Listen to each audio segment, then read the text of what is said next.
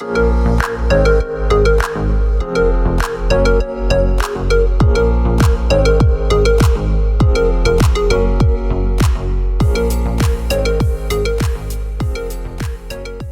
maybe the place to start is by unpacking the title, Unpacking Narrative. And what really resonates for me in that, I've been at this a long time, as a journalist, and maybe I'm a slow learner, but it took me a while to come to recognize that really two related perceptions. One is that power imposes itself through narrative. So, what we do as journalists has to do with narratives that exist independent of us as journalists, that we may aid and abet, and we may reinforce, or we may subvert, demolish, push past. And related to that, in the kind of reporting both of us do, is that racism is a narrative phenomenon. Racism is a bunch of stories that exist out in the world that structure people's perceptions of the world. And so I think, part of the problematic I know that I've been dealing with for a long time is how do you tell a story as a journalist that doesn't, even with the best of intentions, end up reinforcing the status quo of the world as it is. Right, that's real. So for me, unpacking narratives and writing and telling stories is twofold also in a slightly different way. One, we are telling the stories of real folk whose stories ain't being told because they're just not amplified, because they just don't have the platforms and the voices. And so we're trying to do them justice by telling their stories. But I'm also, and I think we are also trying to offer our readers and our audience a more developed roadmap so that now you can learn from the story. Because racism is it's not going nowhere. And so to be black in America is just a fight every day, all day. And so with no roadmap, without knowing what the fuck is around the corner. So if I can tell this black man, woman, or child's story in a way that elevates them, and it just gives them that constructive narrative, and then also inform you as to this is the pothole that's coming or could come. And so we can navigate a little bit more because now we've seen the last game and we've studied the tape, and so now we know a little bit better how to move forward. In terms of not contributing to the problem by telling the story, I think for me, and I know for you, because you're much more experienced than I am at it, but I am experienced with people. And so people know me. And so at some point I have to let go of, somebody's gonna be upset. If you ain't making somebody upset, you ain't really doing much. So somebody's gonna be upset. So I gotta let go of that and just trust that the people I'm speaking for, and two, enough of them know me well enough to know that any contribution I made for the enemy, anything that I said that supported the common racist narrative was just an innocent byproduct. Yeah, I think related to that is something that you and I have talked about a fair amount, is that there's stories that are really good stories, important stories that you may have been in a position to witness or to listen to somebody else tell, that in the society we live in really can't be responsibly or effectively told if you haven't created a space for those stories to be told, and if you haven't created a context around those stories. And I'll tell you, if you'll indulge me, a short anecdote. Early in my history of doing the kind of street reporting I did, and for people that don't know, I spent about 15 years immersed in high-rise public housing on the South Side, Stateway Gardens, during the final chapter as the buildings were ultimately being torn down, and reported out of that setting. And early on, when I was first at Stateway, this would be like the mid-90s, I was involved with a community organization I helped create that created job opportunities for young men in the street organizations and coming out of prison. And we had a job cleaning out what had been a library in one of the high rises, and the B branch library on State Street was being established. And it was up under the building in the sort of open air lobbies where there's, which was the sort of drug marketplace, but it was also the place where people came down to catch a cool breeze, where children were playing, you know, the sort of village square. There'd been a lot of shooting at the development in the week before, and a hot summer day. We're all stripped to the waist, really kind of dirty, dusty work, sort of dismantling this library. And Representative Bobby Rush was on the grounds of the development with a bunch of TV cameras, and I can't remember the exact thing, but in light of the sort of gang war that had been going on, was asking for federal help or something. It was sort of a publicity event. And in the midst of all of this, I'm aware of Congressman Rush, off in the periphery, and we're doing this work. There's a child, a boy, maybe 10 years old, who had cornered a rat in the in this lobby area, and was beating it to death. And people are kind of spectators and observing. And there's actually a scene in Richard Wright's Native Son. It's almost exactly that moment. And I'm sort of observing this, and Bobby Rush and the TV cameras are getting closer and closer. And I realized that if they have this image, this scene, and it's really happening, it's not that it's not happening, but of what kind of use would be made of it, and how it would reinforce and confirm everybody's notions about this environment. Tear it down, disperse the people, wipe it from our view, would be the reaction of so many people seeing that image. So I, gestured to one of my colleagues, and we scooped up the rat and took it out of sight as the TV cameras came. I'm the investigative reporter who's supposed to be revealing everything, and there was no way that I could bear to have media. Now, that doesn't mean that there's not a way to tell that story, but you have to build a whole world around that little boy. You have to, and our media consistently fails to do that with a whole range of different conditions of life around us, and the experiences of our neighbors and our fellow citizens. Anyway, that came back to me as we were talking. Well, yeah. So that speaks to the conversations we have often, and it goes back to that building the world. It's the context. American media and the journalism system, structure or whatever, has been set up to support the American narrative. And so, like we were talking about earlier, we saw Hannah Nicole Jones recently, and she was talking about the fact that, you got every newspaper has a crime beat, but they don't have a poverty beat. And so if you pay as much attention and give it as much energy to what we already know, but the rest, so much of the world has either turned a blind eye to it, just doesn't understand. If you don't get that the same amount of attention, then you can't tell that story without kind of feeding that narrative that black folks are savage or something, because this boy is poking a stick at a rat, right? When it's not that at all. When you get to unpacking narratives about how sorely under-resourced,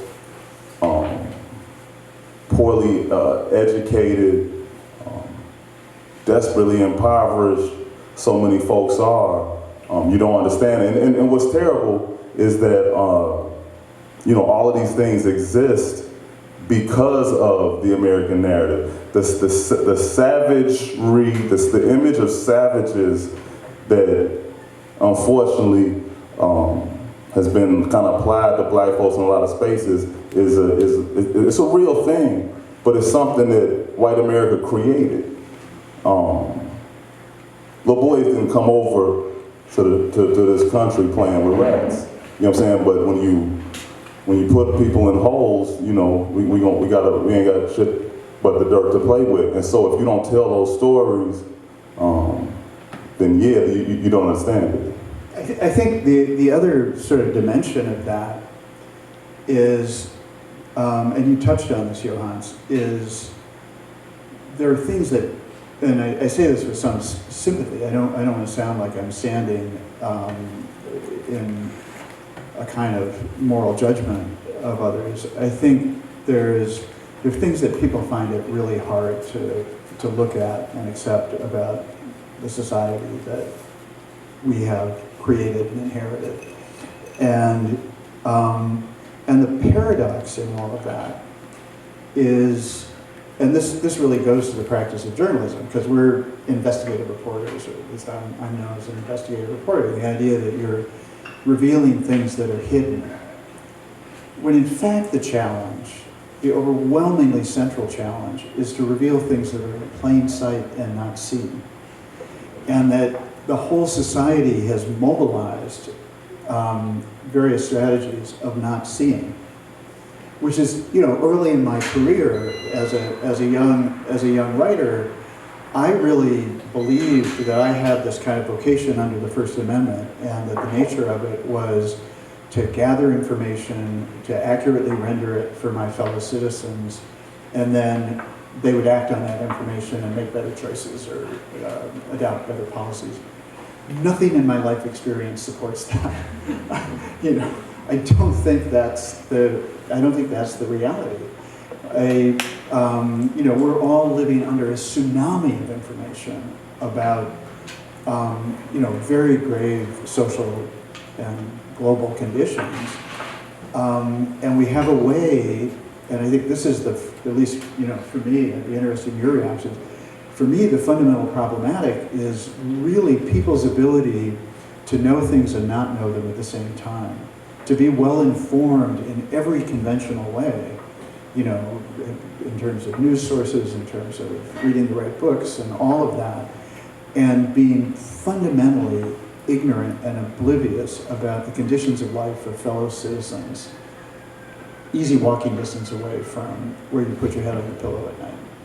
I mean, that's an extraordinary, extraordinary circumstance. And you guys tell me, I mean, I want you to push back and engage with us in conversation if that's not an accurate description of something really fundamental about our society.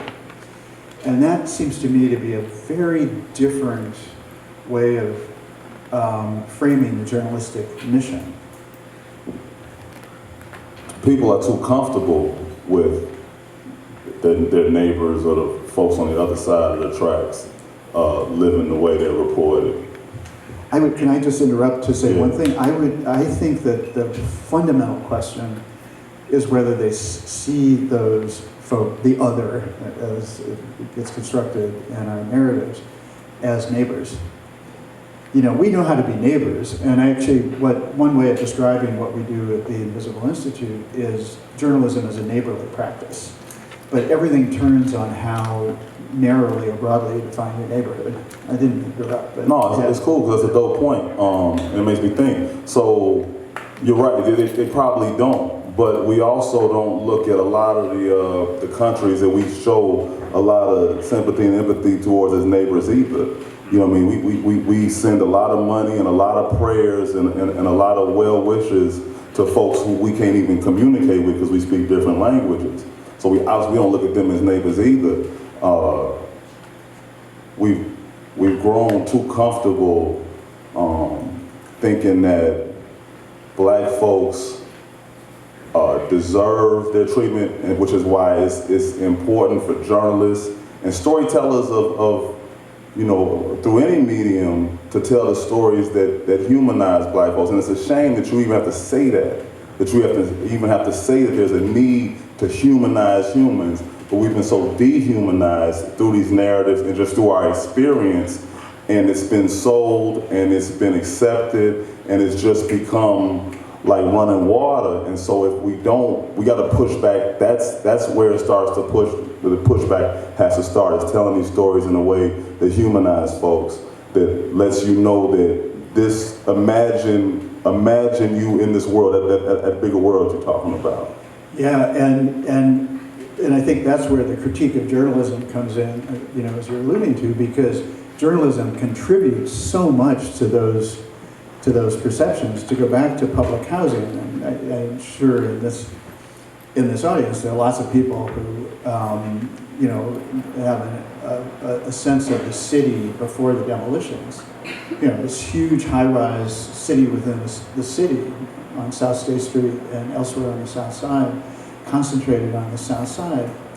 That was like a hugely visible reality. You couldn't go anywhere east, west, north, south on the throughways that function as a kind of moat around these communities without seeing the high-rise. I mean, those buildings were as iconic as the World Trade Center, in terms of being symbols of something for folks. We had a whole radical social engineering project of demolishing those developments, those communities, and forcibly relocating the populations. Think of it as a refugee crisis in the city that continues, that was based on a false narrative that somehow the people living in those buildings were responsible for the condition of the buildings, were responsible for the public safety conditions in those neighborhoods, having been abandoned by every public and private institution, present every urban ill, then demolition is surely the solution. Nobody seemed to remember in the course of this false narrative that the city was the landlord. Right? But that was a product of journalism. I had a friend who was a columnist at the Tribune, African American, who told me that, and we did a lot of stories together over the years when I was immersed in Stateway, and she said that when she would remember in preparing her copy not to put the adjective, the notorious Robert Taylor Holmes, the infamous Stateway Gardens, when she had the discipline as a writer not to use those inevitable adjectives, her editors would put it back in. Her editors would put it back, and think about it, to call something notorious or infamous is a self-fulfilling prophecy, right? I mean, you call it that, and it becomes that. I mean, that's what it is. So that makes me, so in this ain't me like caping for white folks at all, but I do appreciate the white allyship that exists at the Invisible Institute, because that's like with this one we're talking about. It's important that we tell our stories, right? And which is why I appreciate, the opportunity to tell my story, and I can just, for the crowd, let y'all know that at the Invisible Institute, we're currently working with trying to kind of activate other folks who are even deeper into and from these communities, black communities, our communities, ghettos, hoods, to become journalists. Because so black folks, don't nobody like the police. And under the police is probably journalists. And so, however, our neighborhoods, our communities, like any communities, need some policing.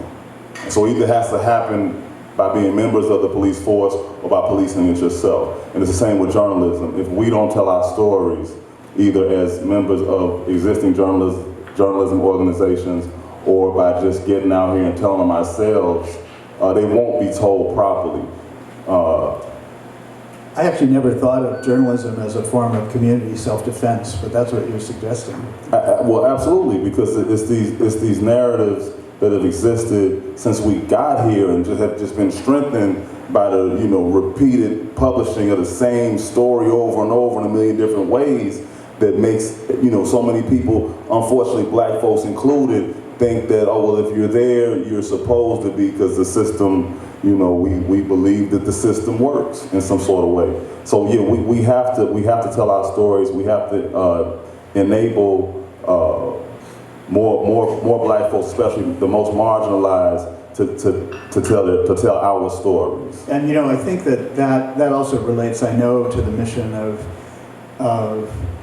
public narrative, for whom the patron saint is Studs Terkel.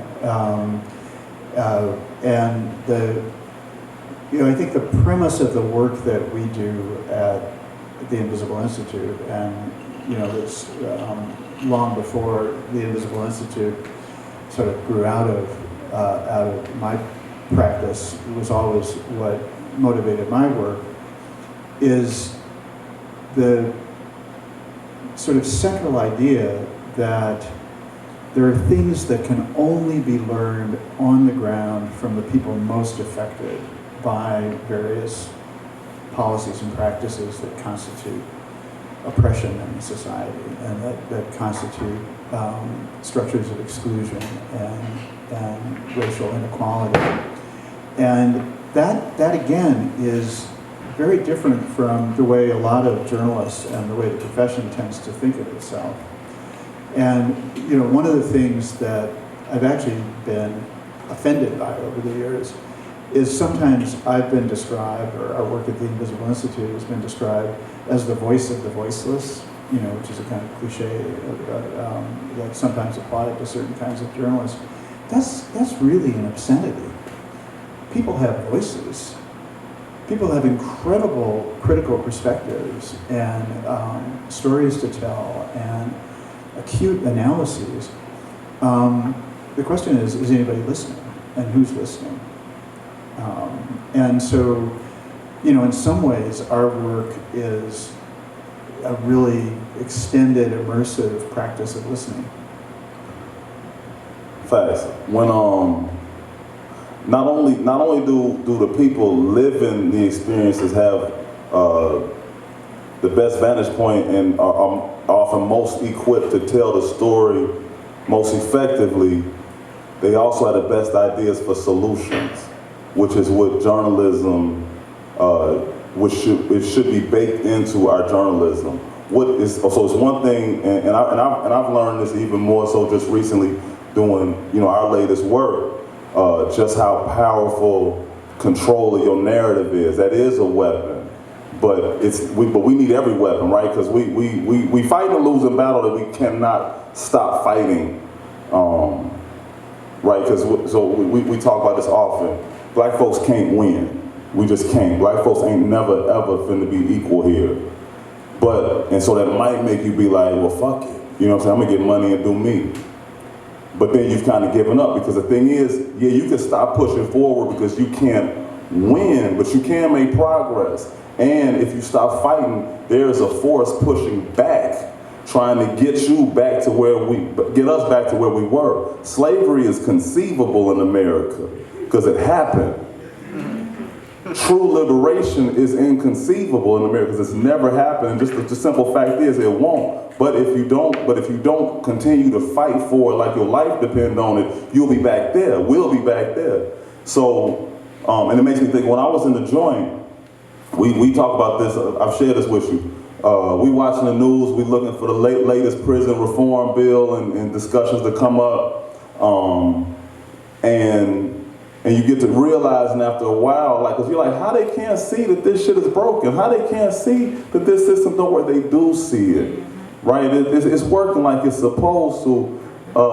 It's just we have fallen victim to this idea because it keeps getting pushed to us that they see it's a problem. They're trying to figure it out. These people ain't that inept. So at the same time, you sit at those in those TV rooms and these joints, and you will hear ideas and solutions to these problems, the problem of mass incarceration and all the problems that lead to it. You will hear solutions that you're not hearing anywhere else. So it's really time to give that people that haven't had, like they got voices, but they ain't got microphones. It's time to get them microphones, because those people will also start to create the solutions that fix it, which I'm afraid may be why they haven't been given microphones.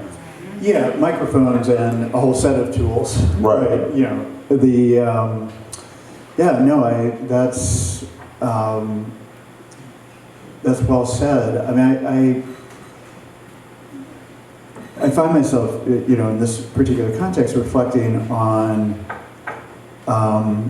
I spent a lot of years in public, and I found ways at Stateway Gardens and elsewhere on the south side of being at least nominally useful. So you're able to do something that is in some small way helpful. But I kept going back daily, and I had this personal need beyond, you know, building an organization and having a certain kind of journalistic practice. And, you know, I was recently in a conversation with a filmmaker about this, and it sort of clicked for me. Among the reasons I kept going back on a daily basis to South State Street as it was being dismantled, and, you know, I had an office in one of the buildings, I was completely embedded in the community over time, it was the only way I could think clearly. It was the only way I could think clearly. It was by being in touch with that kind of critical intelligence that Yohance just evoked from, you know, the TV room in prison. That, I mean, the same thing was true on the street, and you know, there's a way in which public housing was also a kind of penal institution. It's easier to think of it as a function of social control and policing than of housing in some ways. And you know, one of the things that enables people to, you don't need to be a dyed-in-the-wool Marxist to have this perception that people's perspectives on the world are shaped and limited by their situations, by their interests. You know, and they're things that are very inconvenient to see if you are advantaged in various ways by the way the society is structured. People at the bottom of the barrel, so to speak, don't have that issue. And they can see things sometimes with incredible clarity. So for me, part of this kind of practice that we're talking about is a personal matter, a personal effort to think clearly about really critically important things when the gravitational field of the conventional wisdom, much of it, you know, animated by media, much of it in media, is so strong that if you don't have a kind of counter strategy, if you don't have somewhere to stand, it's so hard not to be pulled into the conventional wisdom about everything. So could you have ever, can you imagine yourself have ever come into this realization without having spent the type of time you spent in those trenches? I have had occasional experiences as a reader, as a consumer of great documentary work, great reporting, great fiction that has sort of extended my experience of the world. But it's a good question and a difficult one because, you know, my personal answer is probably not. So I think that no, it goes without saying, white folks and black folks got two different jobs in terms of this struggle. And I think at least one of the first jobs for white folks is to immerse yourselves in black life to whatever degree you can, to know it up close, to accept and acknowledge the fact that the stories you're being told, for the most part at least, because there's some great storytelling and great journalists out here, obviously. But for the most part, the stories we've been told are bogus. And so if you really want to know and you really do understand and it resonates with you and you can feel that there's something else here happening, you got to go find out. And that's journalism, or that's investigation. It's also something else that I never quite know how to describe or give voice to. And you know, Dr. King and others have expressed this better than I will, is everybody's impoverished by racism. Everybody's impoverished by racism, but we don't talk about it like that. And I don't want to portray white folks as victims, you know, of racist structures. But let me put it in a positive way. You know, you posited a question, or presented a question of kind of whether I would have come to certain kinds of perceptions or questions absent that experience.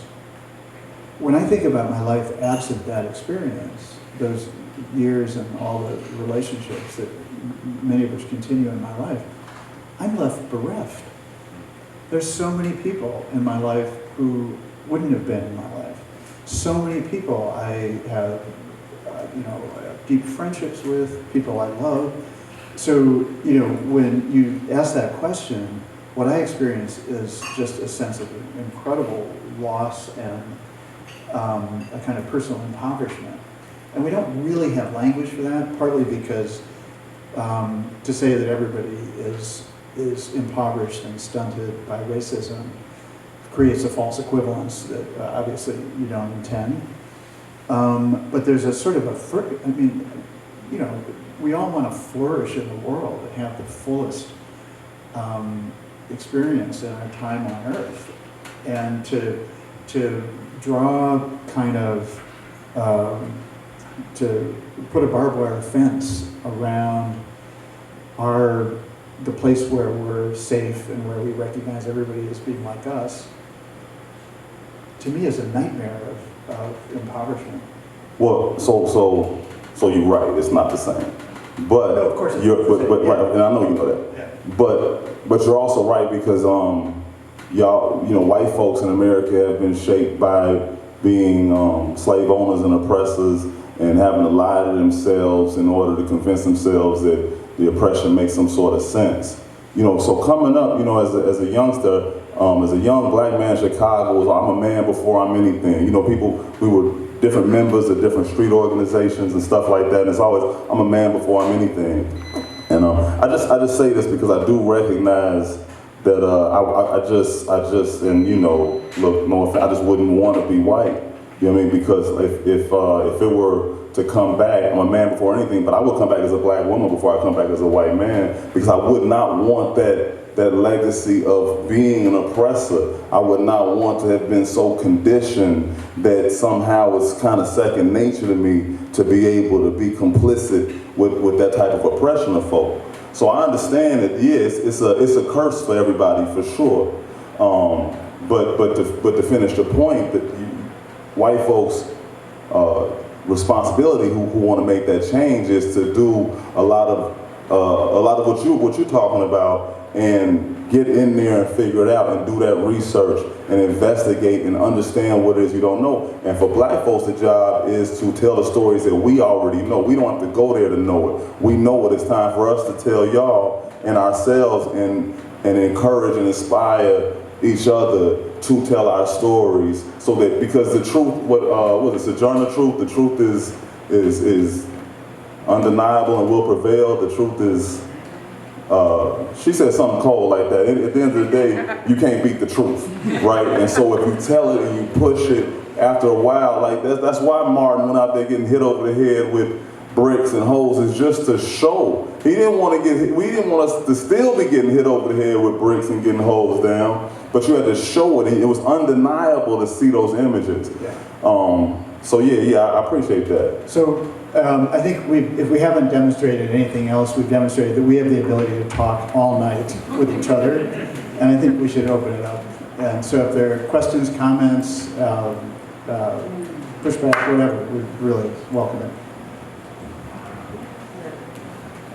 Unless we answered every question.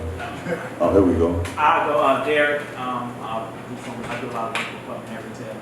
I have a lot of thoughts on the things you all share. We only have like 13 minutes to kind of break them down, but I think the question for the room, we talk a lot about problems, and we can talk about problems all day.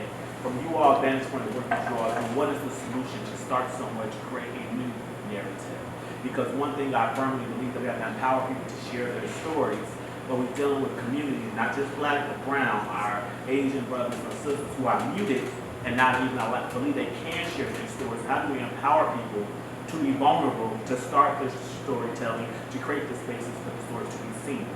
So for whoever didn't hear the brother, and you tell me if I'm not gonna quote you, but I'm gonna do my best. how do we create the solutions to telling these narratives? How do we empower? Well, yeah, from your vantage point, what are the solutions to empower people to share this? So you all talked a lot about we cannot. There's no problem where a lot of people can go back and empower. From your vantage point, what can we empower? So I think, and this sound cliche, but it really is to just do it.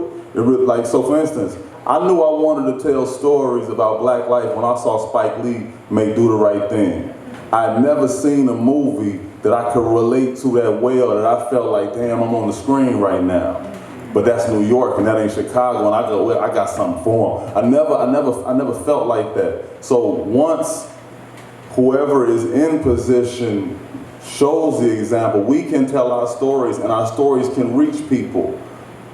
And then you equip.